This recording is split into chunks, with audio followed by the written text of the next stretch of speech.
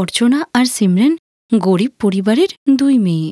গরিব হওয়ার কারণে তাদের বাবা মায়েরা একই দিনে দুই ভাইয়ের সঙ্গে দুই মেয়ের বিয়ে দিয়ে দেয়। আর বিয়ের পরের দিন থেকেই দুই বোন সংসারের সব দায়িত্ব সামলাতে থাকে।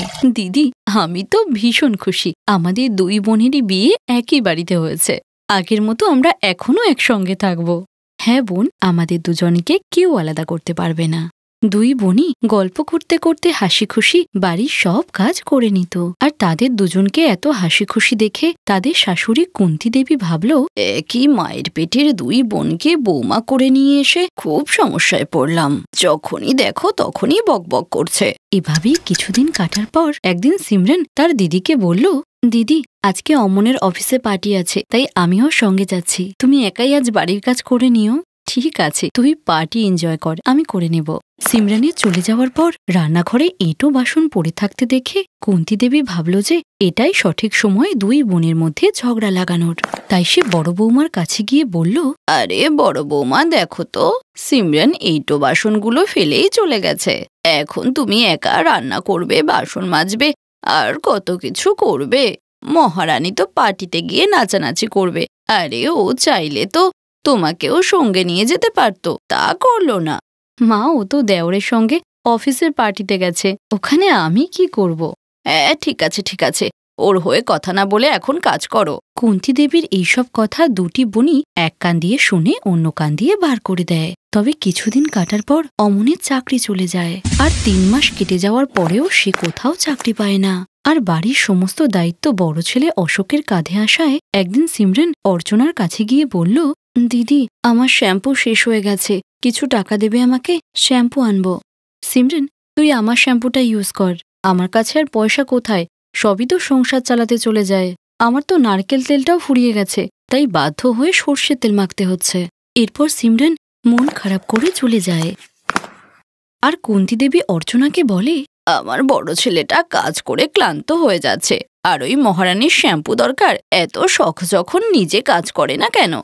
মাত্র একজন মানুষের রোজগারে সংসার চালানো খুব মুশকিল হচ্ছিল। আর অর্চনাও এখন শাশুড়ির কথাকে বিশ্বাস করছিল। আর যেহেতু সংসার অর্চনার স্বামী চালাতো, তাই অর্চনা এখন বাড়ির কাজ প্রায় করতই না। একদিন, দিদি, চা পাতা তো শেষ, চা কিভাবে বানাবো? কেন রে, তোর বরের কাছে কি 100 টাকা খরচ করার মতনও টাকা নেই? আর কতদিন আমরা তোদের বোঝা টানবো? এরপরে তো আমাদেরও পরিবারটা বাড়বে, আমাদেরও তো ভবিষ্যতের কথা ভাবতে হবে, সেভিংস করতে হবে। নিজের দিদির মুখ থেকে এমন কথা শুনে অর্চনার খুব মন খারাপ হয়। আর সে ঘরে এসে কাঁদতে কাঁদতে তার স্বামীকে সব কথা বলে। বৌদি তো একদম ঠিক কথাই বলেছে অর্চনা। আর কতদিন আমাদের এইভাবে বসিয়ে বসিয়ে খাওয়াবে? কাজ খুঁজতে হবে, কিন্তু আমি কি করব? অনেক চেষ্টা করেও যে কোনো কাজ পাচ্ছি না। আমার একটা আইডিয়া আছে, আমরা দুজনেই পড়ালেখা জানি, তো বাচ্চাদের টিউশন পড়ালে কেমন হয়? এমনিতেই এখানে আশপাশে তেমন টিউশন টিচার নেই। বাহ, এটা তো দারুণ আইডিয়া। এরপর স্বামী স্ত্রী দুজনে মিলে বাচ্চাদের টিউশন পড়িয়ে ভালোই ইনকাম করছিল। আর কিছুদিন পর সিমরান তাদের প্রথম ইনকাম অর্চনার হাতে দিয়ে বলে, দিদি, এই নাও আমাদের প্রথম ইনকাম, এটা দিয়ে বাজার করা হয়ে যাবে। তুমি রাগ করে থাকলে আমার কিচ্ছু ভালো লাগে না দিদি। আমরা কি আবার আগের মতো থাকতে পারি না? দুই যা নয়, আগের মতোই দিদি আর বোন হয়ে? তোকে আমি কখনো যা ভাবিনি বোন। আমাদের শ্বশুরবাড়ি এক হলে কি হয়েছে, তুই সবসময় আমার সেই আগের ছোট বোনই আছিস। তোর সঙ্গে খারাপ ব্যবহার এই জন্যই করেছি, যাতে তুই নিজের ভিতরের গুণটাকে বুঝতে পারিস আর কারোর উপর নির্ভর হয়ে না থাকিস। আমার ব্যবহারের জন্য আমাকে ক্ষমা করিস বোন, আমার ছোট্ট বোন। আমি তোকে আজও ঠিক আগের মতো করেই ভালোবাসি। দেখলে মা, দুই বোনের এক শ্বশুরবাড়ি হওয়ার কি লাভ? আর একথা শুনে সবাই হাসতে থাকে।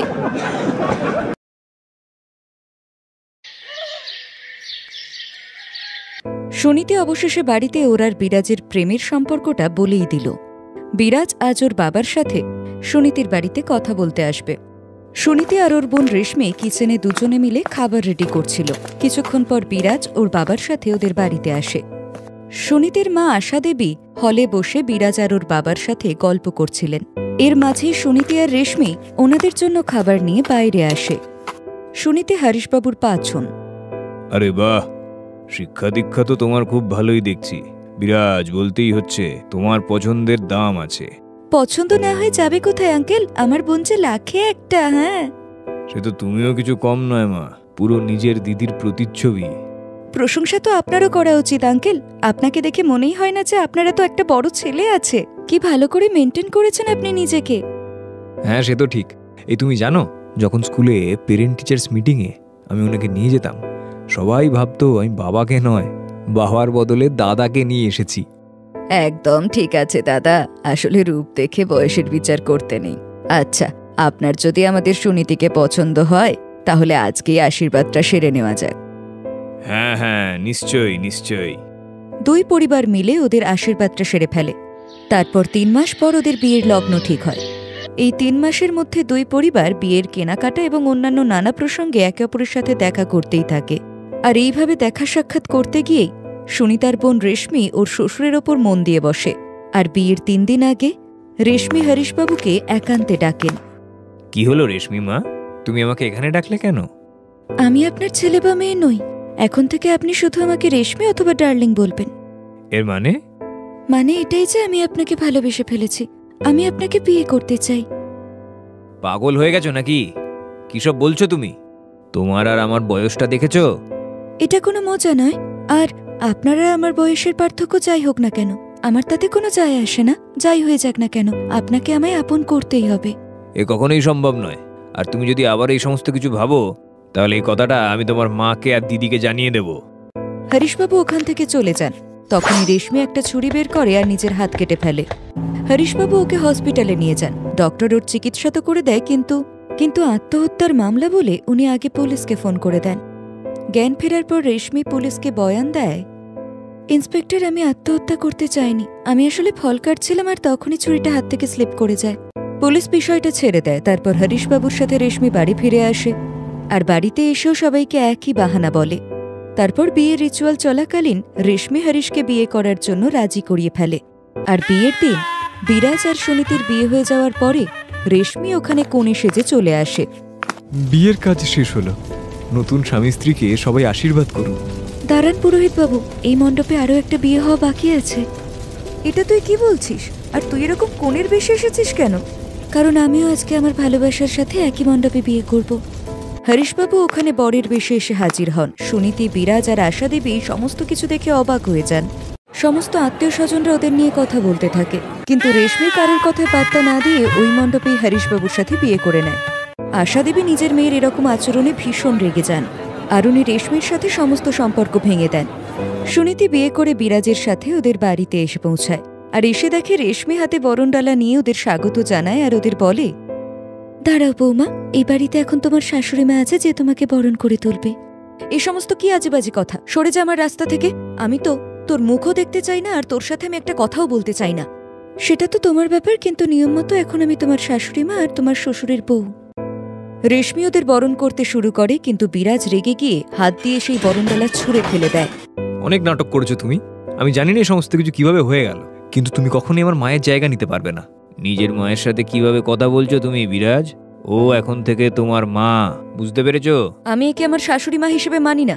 ওরা দুজন ঘরে চলে যায়, যেখানে গিয়ে সুনীতি খুব কাঁদতে থাকে। পরের দিন সকালে মুখ দেখার জন্য পাশের বাড়ির বউরা আসে। নাও, এসে গেছে আমার বৌমা। সুনীতি বৌমা, এখানে এসে বসে পড়ো। কেন এখানে তামাশা করছিস? যাচ্ছিস না কেন তুই এখান থেকে? ভদ্রভাবে কথা বল, আমি তোর শাশুড়ি হই। যদি সবার সামনে আমার ইনসাল্ট করিস তাহলে আমাকেও আমার শাশুড়ির রূপটা দেখাতে হবে। হরিশ বাবুরও বুড়ো বয়সে কেমন বিয়ে করার স্বাদ জেগেছে একবার দেখো। নিজের বৌমারই ছোট বোনকে পটিয়ে নিল আর নিজের মেয়ের বয়সে একটা মেয়েকে বিয়ে করে নিল। এতে আপনার কি সমস্যা? আপনার মেয়েকে বিয়ে করেছেন নাকি উনি? এখন আসুন তো এখান থেকে। আমাদেরও কোনো শখ নেই এখানে আসার। তাছাড়া মুখ কারি বা দেখবো? এখানে তো দুই শাশুড়ি বৌমা একসাথে বিয়ে করে এসেছে। চলো বোন। ওরা সবাই ওখান থেকে চলে যায়। আর এই সবকিছু দেখে সুনীতি রেশমির ওপর চিৎকার করে রেগে গিয়ে বলে, কি পেলি তুই বল এই সমস্ত কিছু করে? হ্যাঁ, তুই কি সত্যি সত্যি বাবাকে ভালোবাসিস, নাকি কয়েকদিনের মাত্র একটা অ্যাট্রাকশনে তুই ওনাকে বিয়ে করে বসলি? বল। আমি সত্যি ওনাকে ভালোবাসি। তোমার বিয়ের প্রস্তুতি চলাকালীন আমি বুঝতে পারি যে উনি আসলে ঠিক কতটা একা। কিন্তু সবার সামনে ওনার নিজেকে স্ট্রং দেখানোটা আমার ভীষণ ভালো লাগে। আর এখন আমি ওনাকে সারা জীবনের মতো সঙ্গ দিয়ে ওনার এই একাকিত্বটাকে দূর করব। এই সমস্ত কথা হরিশবাবু আর বিরাজ দুজনেই শুনে নেয়। বিরাজ আর সুনীতি নিজেদের ভুল বুঝতে পারে। ওরা দুজন এবার রেশমিকে আপন করে নেয় আর চারজনই একে অপরের সাথে খুব সুখে সংসার করতে শুরু করে। Thanks for watching.